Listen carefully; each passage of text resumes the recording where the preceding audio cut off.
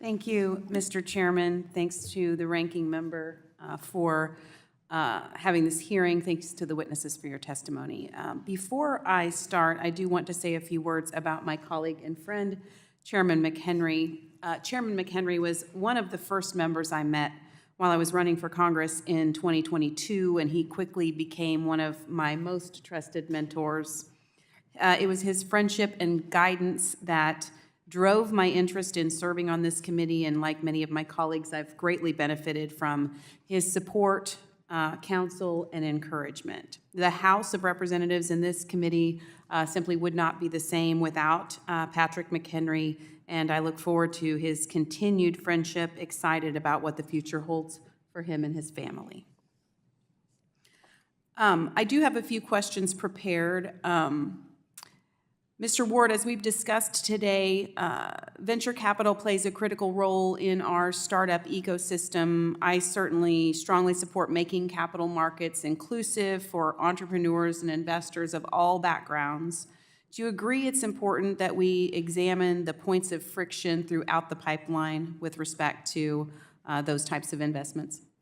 Yes, ma'am, I would, and I think understanding where entrepreneurs are having a hard time accessing capital and then reducing those friction points is the beginning of catalyzing these ecosystems. And in your view, what are the most important considerations we should think about when evaluating access to financing for startups? I think the key part is, can we create investor communities in regions outside of California and New York, because the entrepreneurs will follow these investors, the employees will follow those entrepreneurs, just like in North Carolina and Research Park. And the more of these types of communities of investors that will attract the right entrepreneurs to work with them, the more that we can foster American entrepreneurs. I certainly would like to see more investment in the Midwest, in the great state of Indiana. Innovation is at the center of new technology in the financial sector. It's crucial for regulators to be able to supervise new products for testing and protect consumers at the same time without stifling innovation.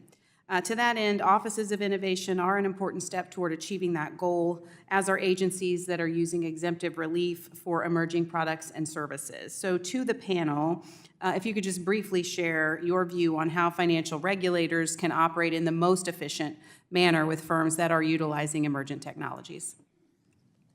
I think the most important way, thank you for the question, the most important way is to look at the outcomes that you don't want and try to regulate to that instead of trying to stifle everything. The way to do that is we've been very successful with sandboxes in different countries that they're leveraging that, and pilots that they're leveraging. Those are really great opportunities to not create any kind of regulation or legislation, to wait to see how it sort of grows and fosters. I'll actually second that on the sandboxing. We actually have a similar experience in Canada, where we had a sandbox for our business there, and it allows you to operate at a smaller scale, build a relationship, let the regulators understand the impact of the technology, and then from there determine how to scale that out. I have had no end of productive conversations with offices of innovation with many of the federal regulators. I think your point around exemptive relief is really important, and being able to combine the Office of the Innovation and actually give them the authority to go out and use the exemptive relief powers that they have is kind of the key to allowing innovation to happen within new industries. Yes, ma'am, I have nothing further to add. Thank you.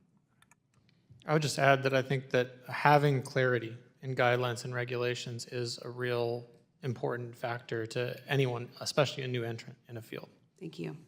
Well, thank you. Under Chairman McHenry, this committee has made innovation and American leadership in the financial services industry our core mission. The industry is stronger, more prosperous, and better able to serve Americans as a result.